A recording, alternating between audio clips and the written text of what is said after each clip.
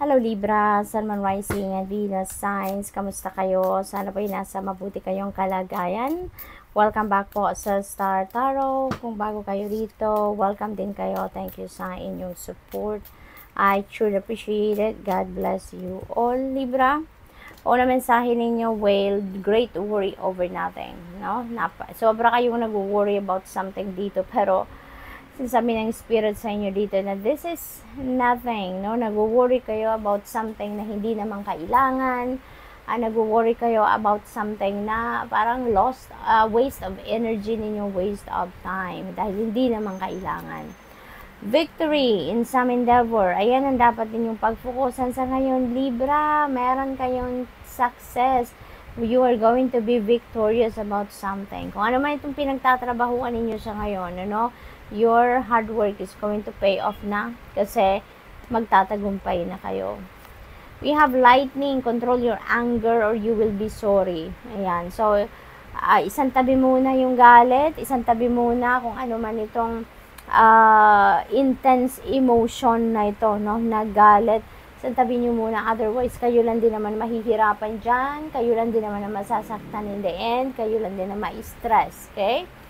Firecracker, excitement, mas ito na lang ang pagfokusan ninyo kung ano man ang bagay na nakaka-excite sa inyo, kung ano man yung bagay na yung parang naghahatid ng mas positibong energy sa inyo, kaya nga kayo ma-excite.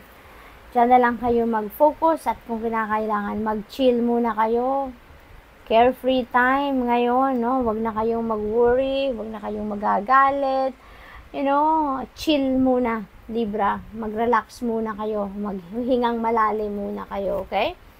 We have Caterpillar. Things will not always be this way. A change is coming. Ayan, so, mayroong pagbabagong magaganap, no? Which is really beautiful. At maaaring yung pagbabagong ito is dulot ng victory energy na ito, no? Maaaring kung ano man ang victory na yan, na anumang sitwasyon yan na pagtatagumpayan ninyo sa ngayon, maaaring yan ang pagsisimulan or yan ang magiging puno, no, ng kung ano man ang pagbabago dito sa buhay ninyo. We have Owl, good advice from a wise person. Ayan, so makaka-receive kayo. This could be solicited or unsolicited advice, pero merong makakarating sa inyo na advice from a wise person.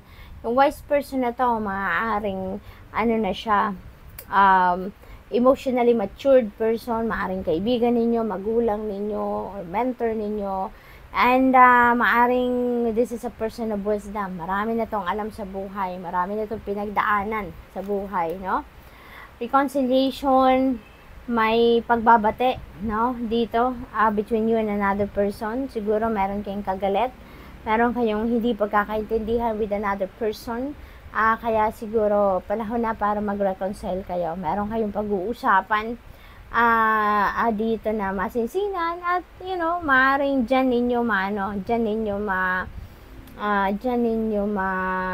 ma-figure out kung ano ang kung paano ninyo i-address, no, ang hindi ninyo pagkakaintindihan. So there might be compromise dyan or maaaring meron talagang mag-step up as the bigger person at magpapasensya, no, sa isang tao. Temptation will test you, no? Kayo nang bahala dyan. Use your own discernment and judgment dito kasi maaring meron test of test of faith, no? Ano mangyayari sa inyo? Gaano ba kayo katatag? Gaano kayo ka-committed doon sa inyong pangako siguro sa sarili ninyo, no? What else? We have bag, napakaganda. Something is important is coming your way. Maaring bagong trabaho to, bagong offer, or pay raise or promotion, no, mga ganon. Achievements. What else? We have happiness. Magiging masayang-masaya kayo. Mababalot kayo ng saya sa ngayon. Kaya most likely, no, from galit na naramdaman ninyo nung una, maaaring magbabago kayo ng perspective at talagang doon na lang kayo sa kung anong positibo, no? Magpo-focus kayo sa kung ano mabuti, positibo, at kung ano makakapagpasaya sa inyo. Kaya, ayan, mababalot din kayo ng happiness. Pay attention to your finances. Beautiful, reminder para sa inyo na hindi kayo mawawala. Huwag kayong mawawala sa budget plan ninyo, lagi kayong susunod sa plano ninyo, lalong-lalo na sa mga kung saan ninyo gagastusin ang pera, saan pupunta ang pera, paano ninyo isi-save, saan ninyo isi-save or i-invest, yung ganun ba, no? Dapat kayo, yung bang namomonitor ninyo ang in and out ng inyong kaperahan, okay? What else for Libra? We have 1010, angel number 1010. Sabi dito, it's time to put those long cherished ideas into action. You will soon come into contact with appropriate individuals, circumstances, and resources. Eventually, you will experience joy as well as brand new opportunities to trust in the process. Magiging masaya talaga kayo, no? You're being called to action din sa ngayon kasi siguro marami na din kayong plano, marami na din kayong ideas na nabuo, pero it will remain to be that way, no? Sa isip nyo lang kung hindi talaga kayo magte-take action. So, maybe you're really going to take action now.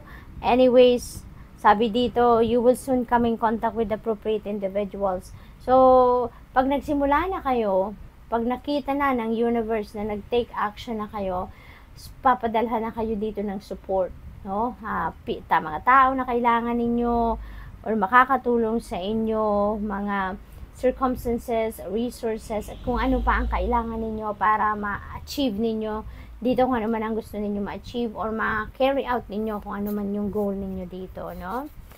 We have angel number 444, protection. There's change na mangyayari talaga. Meron tayong caterpillar, diba? So there's definitely some changes na mangyayari sa buhay ninyo. Sabi dito, get ready for the good things you've been hoping for. Parating na. Libra, maaaring ito na yung dreams ninyo, wishes ninyo, coming to fruition na. Sabi dito, you were born for a higher calling. Put your energy into going toward your ambitions, and the universe will align itself to provide you with the right people, circumstances, and resources to make things happen. See?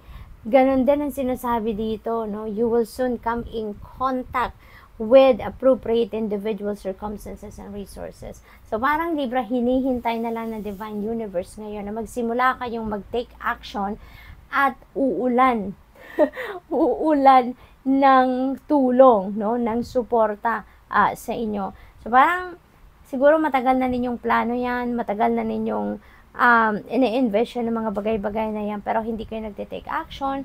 Kaya ngayon, parang ang promise sa inyo, kapag nag-take action ka na, kapag nagsimula ka ng i-roll ang bola, kumbaga, papadalhan ka na ng kung ano ang inyong mga kailangan. Kaya, pasasaan ba't ikaw ay magtatagumpay?